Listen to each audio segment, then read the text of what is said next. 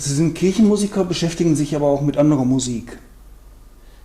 Ja, ich bin eigentlich klassisch erzogen, vom ersten Klavierunterricht an, habe mich aber sehr früh auch mit anderen Dingen beschäftigt, die damals nicht so in den Klavierunterricht einbezogen wurden. Und es war damals üblich, dass der klassische Unterricht bevorzugt wurde. Es wurden selten andere Dinge mit in den Unterricht einbezogen. Ja, 14, 15 etwa erwachte dann durch Hören, Plattenhören, mein Interesse an der Jazzmusik. Und von da aus sind eigentlich viele Impulse ausgegangen, auch durch meine Tätigkeit in verschiedenen Bands, größeren und kleineren, alle möglichen Arten von Tanzmusiken wurden gespielt, bis auch ich selbst so weit war, dass ich eigentlich jazzmäßig einigermaßen improvisieren konnte.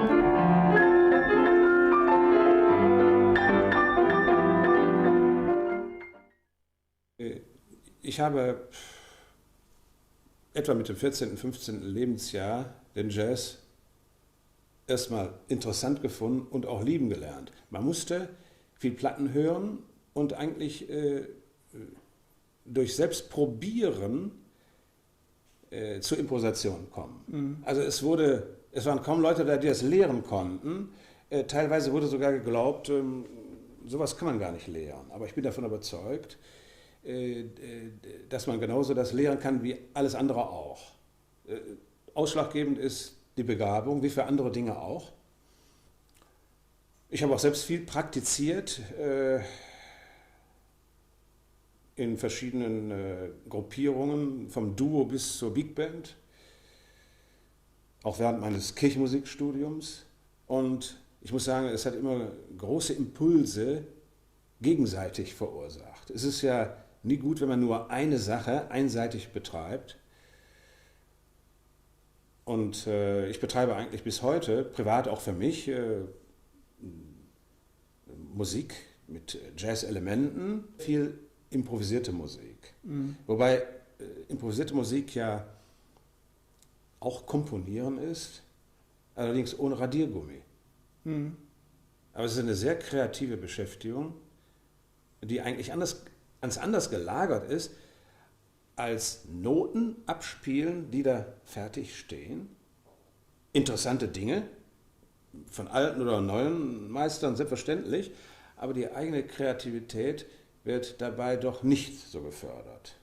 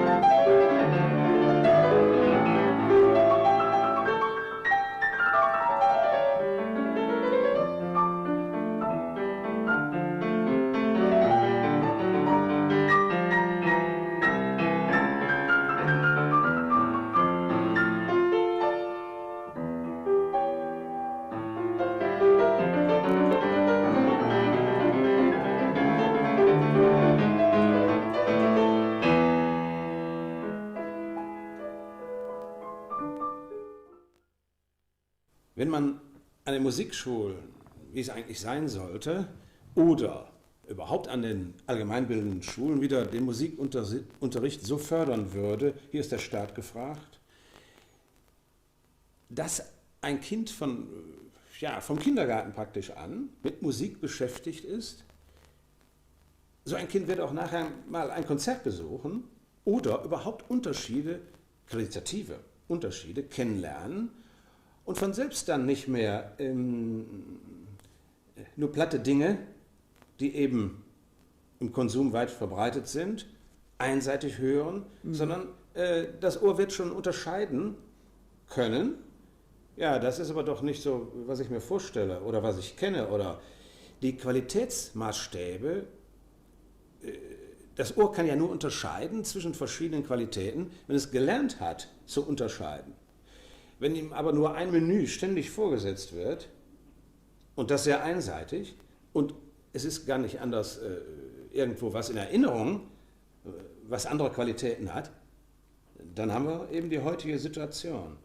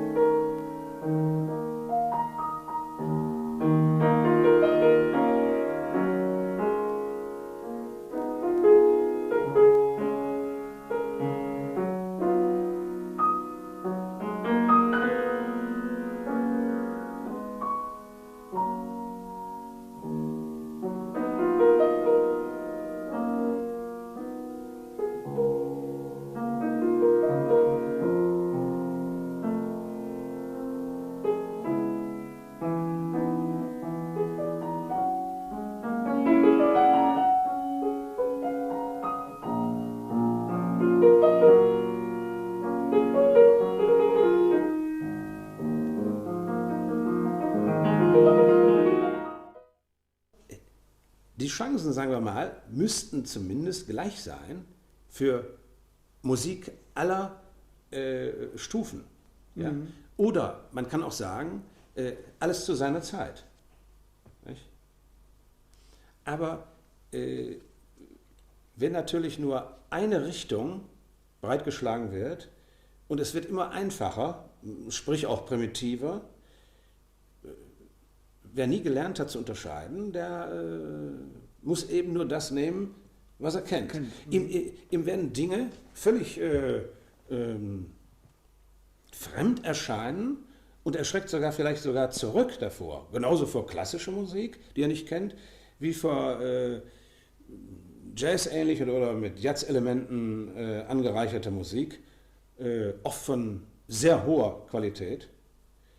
alles, was es sonst noch gibt, romantische Bereich, die verschiedenen Musikepochen, wenn er das alles nie gehört hat, nie Möglichkeiten gehabt hat, dann wird er, wie gesagt, kaum mal ein Konzert besuchen. Er ist ja gar nicht orientiert, was es alles gibt. Er hat eigentlich auch viel verpasst, aber es ist selten die Schuld vom Hörer, sondern es ist die Sache, was er kennengelernt hat. Konsumfeld, Erziehung. Ja, Erziehung, Umfeld, alles das spielt eine Rolle. Obwohl die Möglichkeiten sind ja heute eigentlich groß, auch Musikunterricht oder sich mit Musik zu beschäftigen. Es gibt die Musikschulen, es gibt Privatmusiklehrer, es gibt viele Möglichkeiten, aber Eigeninitiative führt natürlich auch zu solchen oder anderen Ergebnissen. Aber die Schulen und der Staat ist da als Erster gefragt. Und die Musiker, sprich Vertretungen der Musikerziehenden, sind des Öfteren an den Staat bzw. an die Kultusminister herangetreten, dass der heutige Zustand nicht dem entspricht, was man zum Beispiel hier in Deutschland erwarten könnte. Denn in der Musikerziehung waren wir früher zumindest mitführend und heute ist es doch leicht nach unten abgedriftet.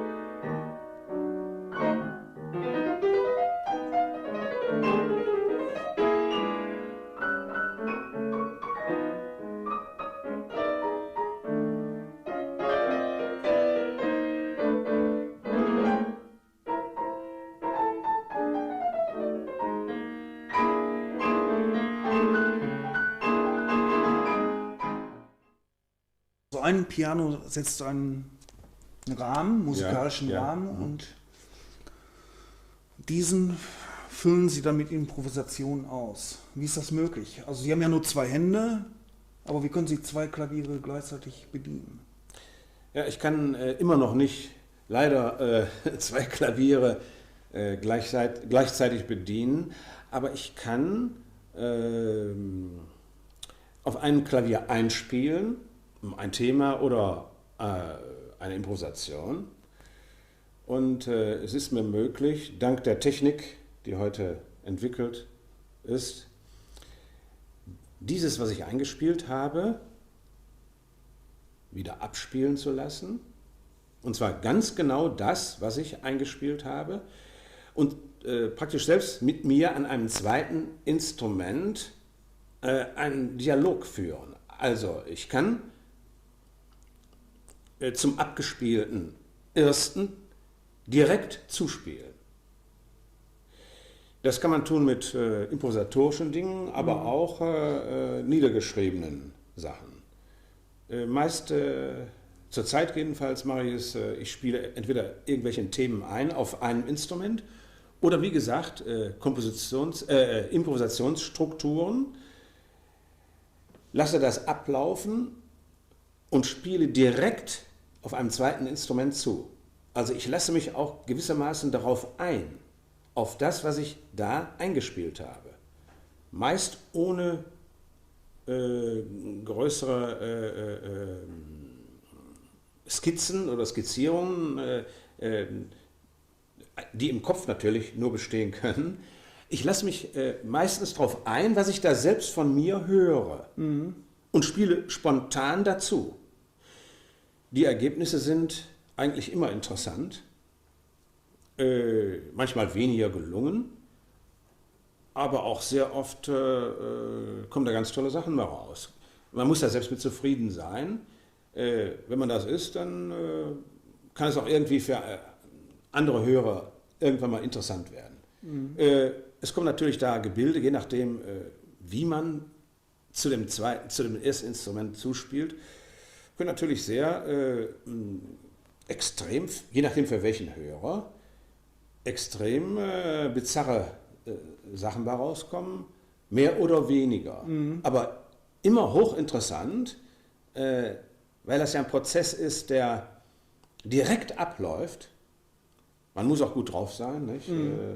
Man muss ja in Sekunden schnell, einen Bruchteil von Sekunden muss man ja reagieren, nicht? Das ist eine schwierige Sache, aber hochinteressante Angelegenheit. Wir machten vor einigen Tagen eine Aufnahme an einem Stehpult. Sie zogen aus dem Notenschrank Noten von einem Latin-Chorus. Ja, das war praktisch eine der vielen Bearbeitungen, die ich über dieses für mich interessante Thema gemacht habe. 1984 hatte ich dann eine Orchestersache in Angriff genommen über dieses Thema, was mich schon seit 20 Jahren eigentlich nicht losgelassen hat. Dann habe ich in mehrmonatiger Arbeit dieses Thema für ein größeres Orchesterstück komponiert. Für Bläser, Streicher, Cembalo oder Klavier und Vibraphon. Ja, sie sagten, ich sollte ein Stück aus dem Schrank nehmen und ich griff dieses. War es Zufall oder nicht Zufall? Denn einen Tag später bekamen Sie dann Post, die in Verbindung zu diesem Stück steht. Ja, allerdings. Und zwar hat die Europäische Barockakademie, Mitglied der Deutschen Händlergesellschaft, Anfang des Jahres einen Wettbewerb ausgeschrieben.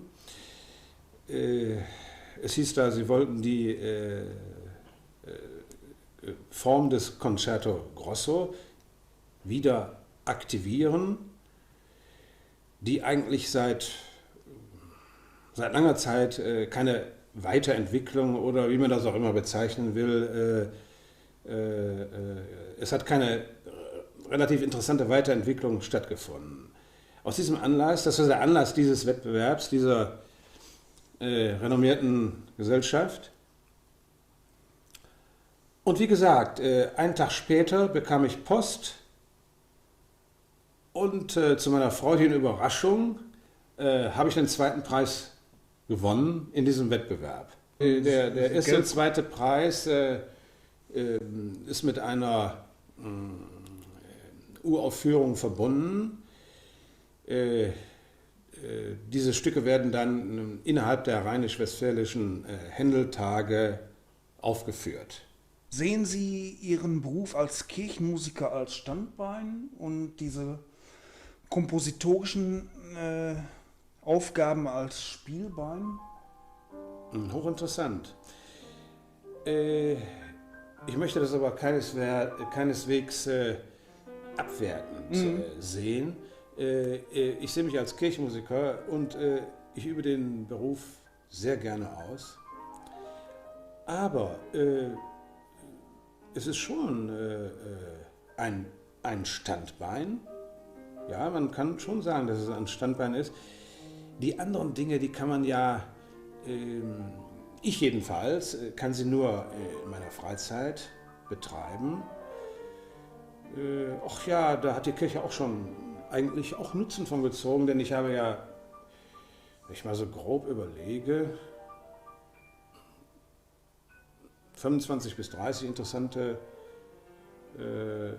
Werke für die Kirche geschrieben. Das heißt geistliche Musik, kleinere, größere Dinge, je nachdem. Aber es ist schon so, wie Sie sagen, ein hochinteressanter Vergleich. Kollegen sagen, man kann es sehen, auch in verschiedenen Kompositionen, dass ich zwar klassisch ausgebildet bin, auch natürlich dann später Kirchenmusik studiert habe, die kontrapunktischen Dinge und so weiter. Das ist eigentlich alles heute bei mir vorhanden. Nicht? Ich kann auch da verschiedene Register ziehen. Nicht? Mhm.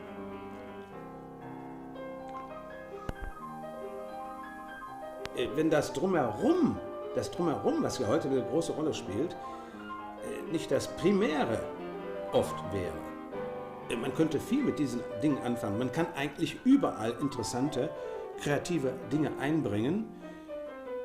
Sie wirken aber auf den Großteil der heutigen Hörer dann befremdend, weil er eben nur die vorgefertigte Sache aus diesen genannten Modewellen kennt.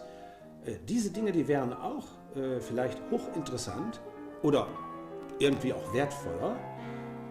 Man kann Improvisation überall anwenden. Also ich glaube, eine gute improvisatorische Sache würde manches qualitativ wirklich anheben. Mhm. Wobei, wie gesagt, meine Erfahrung auch ist, wenn irgendeine modische Sache nicht so abläuft, wie man sie immer hört, sogar leicht Verwirrung stiften kann. Ach, was ist das auf einmal da? Ne? Mhm. Während das wohl das Interessantere dann wäre, löst Befremden auf. Das hat wieder, ja, es kommt eigentlich daher, weil manche Hörer eben nur eine Musikrichtung hören. Sicher, es gibt auch fanatische Musikhörer, die vielleicht nur Bach hören. Ich will jetzt nicht da unterscheiden oder abmessen, wer jetzt oder keine Wertung vornehmen. Aber letzten Endes ist es auch der Hörer, der vielleicht nur Wagner hört oder nur Bach hört, in einer ähnlichen Situation. Nur er wird natürlich von sich behaupten können, vielleicht, dass er an sich schon der Vergleich überhaupt hinkt mit einem Hörer, der nur Pop oder Rock hört. Mhm. Das möchte ich aber nicht näher bewerten. Aber für mich ist derjenige Hörer, der auch fanatisch Musik, es gibt ja solche Hörer, nicht? Mhm. Die sagen, nur Beethoven oder nur Bruckner. Die engen sich auch selbst ein, nicht? Mhm. Das finde ich nicht gut und also auch für Jugendliche und Kinder von Anfang an, soweit es möglich ist, vom Alter her, ist es ratsam, doch sehr verschiedene Musiken hören zu lassen und sich auch mit zu beschäftigen.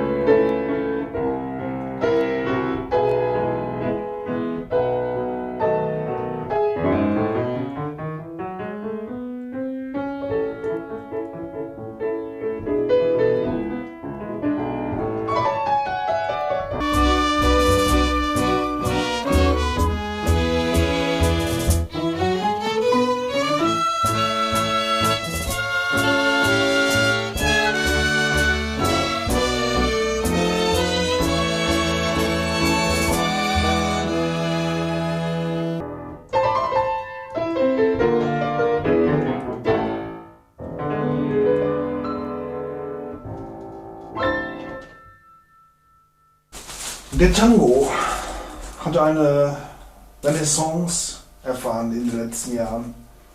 Oder war der Tango eigentlich nie verschwunden? Eigentlich war der Tango nie verschwunden. Er gehört ja zu den klassischen Standardtänzen. Aber es sieht so aus, als wenn er in den letzten Jahren tatsächlich eine Renaissance erfahren hätte. Besonders eigentlich in den letzten 2 Jahren, soweit mir bekannt ist. Im Heimatland Argentinien sagt man, er ist eines unserer größten Kulturgüter. Und man legt großen Wert darauf, dieses Kulturgut zu exportieren. Neuerdings wieder verstärkt zu exportieren. Es gibt eine Academia del Tango. Das ist ja schon einiges. Vergleichbares fällt mir hier nicht ein, dass es sowas geben würde für irgendeine geartete Volksmusik. Es wäre vielleicht gut als Anregung, solche Dinge mal auf andere Art und Weise zu fördern. Naja, das tun jedenfalls die Argentinier. Die Förderung gestaltet sich dann in welcher Art? Ja, dass zum Beispiel, wo Kosten entstehen oder wo Leute ins Ausland reisen oder die ins Ausland geschickt werden, die werden auch tatsächlich unterstützt, auch mit Geldmitteln, soweit mir bekannt ist. Also das wird ihnen erleichtert, ja, wenn sie in Sachen Tango auftreten. Die Musik in Argentinien, also das heißt jetzt speziell diese Tango-Musik, auch in Argentinien selbst, wird subventioniert, ja, dass sie noch stärker gefördert wird, auch für die Jugend und so weiter in diesen Bereichen. Inwieweit ist der Name Bele mit dem Tango verbunden? Ja, der Name Bele. Der klingt ja jetzt gerade nicht argentinisch, muss man sagen. Ja, nein, der klingt gewiss nicht argentinisch. Es ist so gewesen, ich hatte eigentlich immer eine gute Beziehung als Musiker zur lateinamerikanischen Musik. Also seit ich 16, 17 bin. Ich habe mich immer sehr dafür interessiert. Und läuft.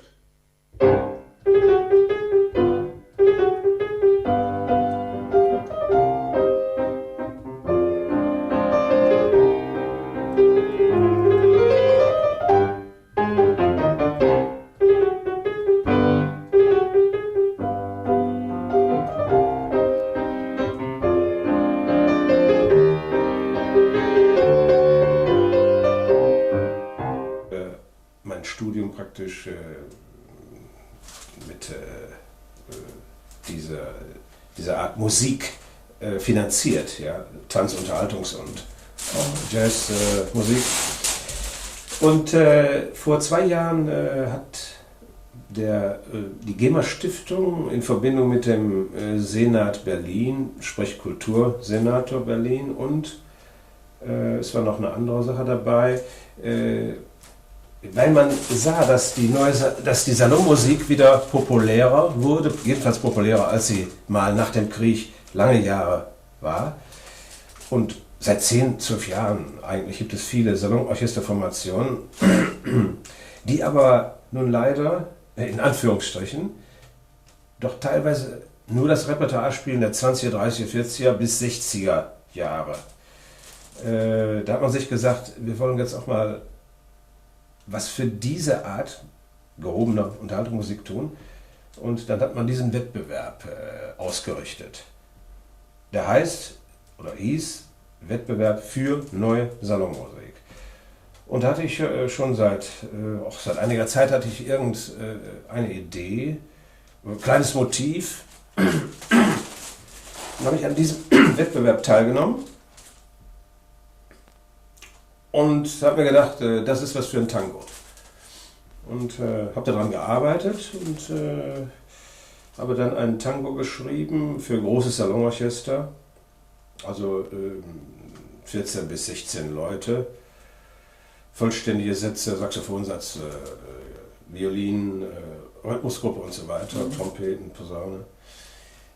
Das ging dann so vor sich, es wurde erstmal von einer Fachjury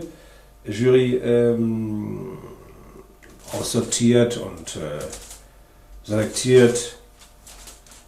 Und das, was dann übrig blieb, wurde an bestimmten Orten in Berlin uraufgeführt. Und das wichtig war, dass die Kapellmeister, sprich Leiter der verschiedensten Orchesterformationen, sich auch aussuchen konnten, was aufgeführt wird. Danach, nachdem die Fachjury da tätig geworden ist. Und der Leiter des Salonorchester Berlin hat dann auch meinen Tango entdeckt. Und dann habe ich ihn noch für diese Besetzung eigentlich umgeschrieben, das heißt neu arrangiert, weil es eine sehr große Besetzung war. Und das ist dann in einem Uraufführungskonzert auch aufgeführt worden, auch Konkurrenten waren dabei, die auch aufgeführt worden sind. Und innerhalb dieses Konzertes habe ich dann den zweiten Preis, den Publikumspreis bekommen. Das war in einem, in einem Gropiussaal, im Stadtteil, kann ich jetzt nicht mehr genau sagen, in Berlin. In Berlin, ja. Ja, das Salonorchester Berlin plante, glaube ich, schon seit längerem eine zweite CD und mit alter und neuer Salonmusik. Und diese CD beinhaltet jetzt praktisch Musik der 20er bis 60er Jahre. Interessante Dinge, sehr abwechslungsreich gestaltet. Und zum Schluss sind 4 neue Stücke neuer Salonmusik. Und da ist mein Tango bei, Tango Serena, und ein anderes neues Stück von mir, Blue Night.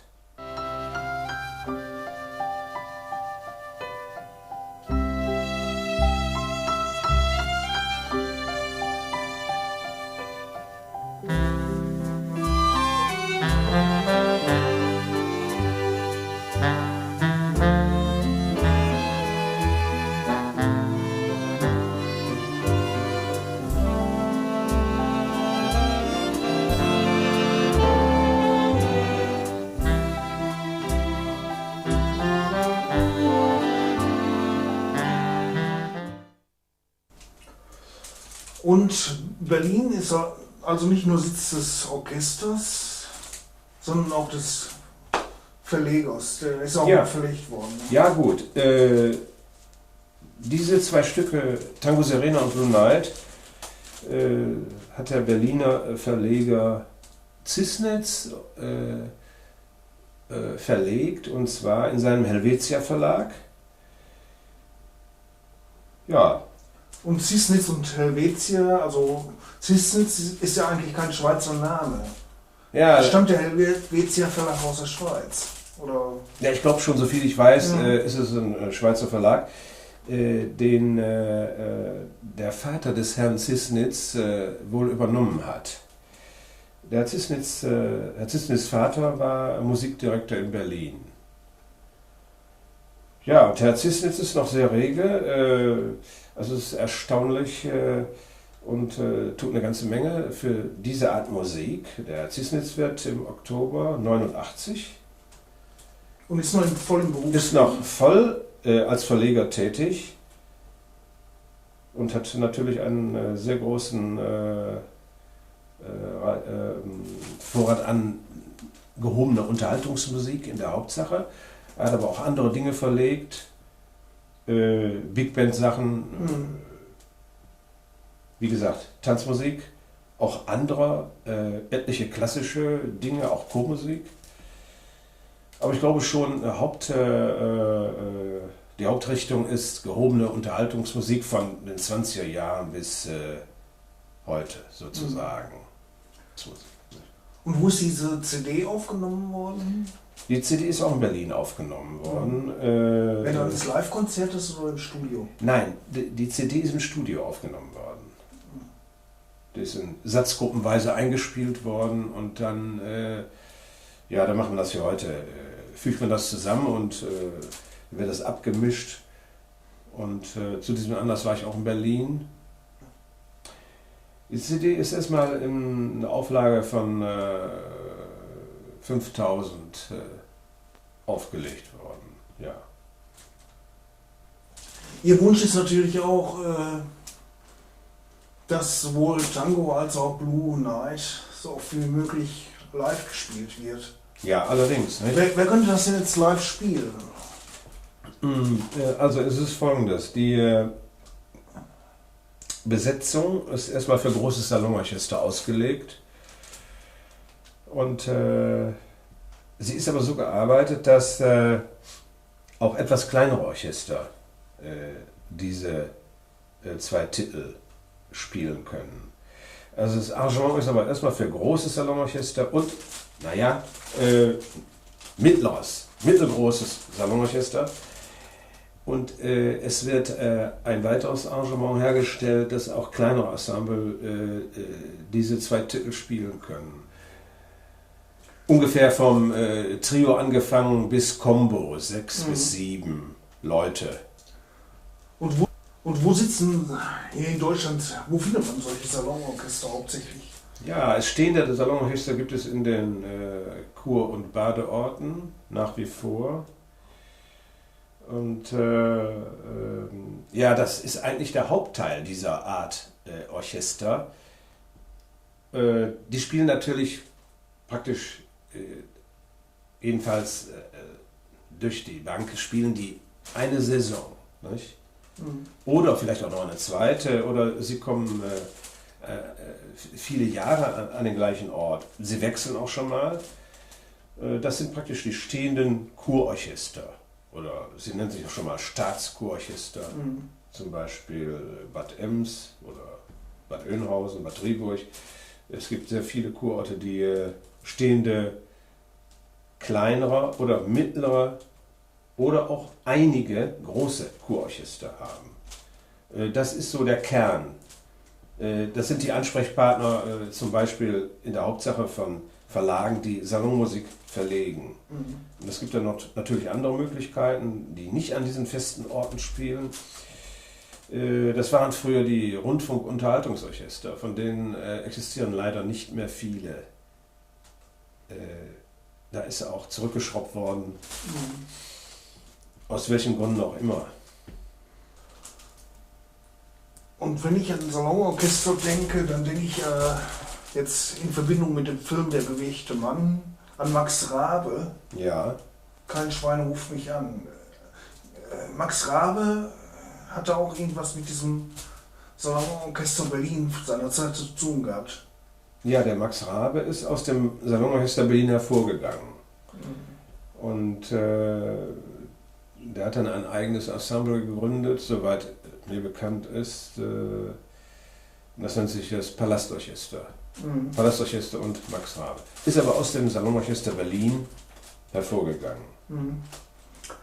Haben Sie vor, selbst auch mal so ein Orchester auf die Beine zu stellen und zu gründen? Mit dem Gedanken habe ich schon öfter gespielt. Aber scheitert wahrscheinlich an den Kosten. Ne?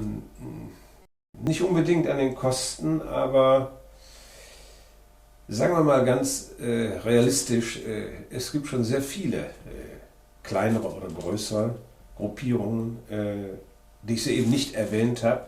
Ich habe ja die Kurorchester als Hauptträger sozusagen, aber es gibt auch viele Salonorchester, die man frei buchen kann sozusagen. Oder in irgendeiner Stadt sitzen. In Köln gibt es Salonorchester, glaube ich, 2, 3 sogar. Nicht? Und in jeder größeren Stadt gibt es irgendwelche kleineren, mittleren Salonorchesterformationen.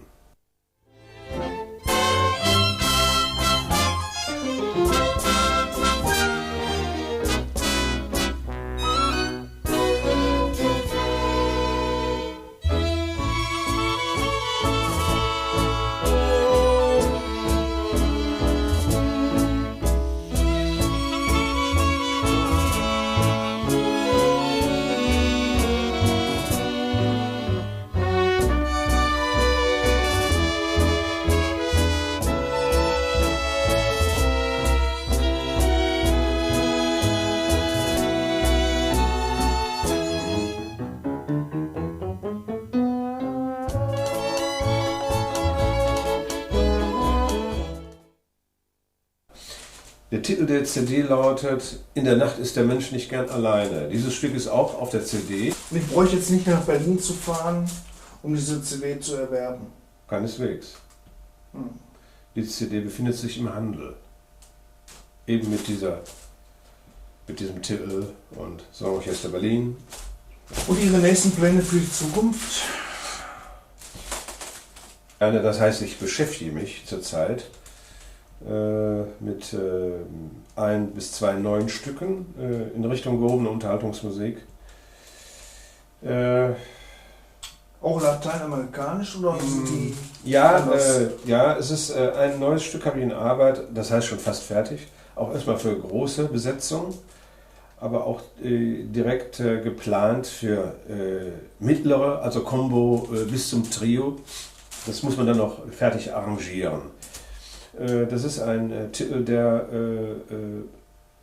als Kern einen Begin-Rhythmus hat, aber dann im Mittelteil ein bisschen jazzig, Big Band-mäßig läuft und dann wieder den ersten Teil des Begin-Rhythmus aufnimmt.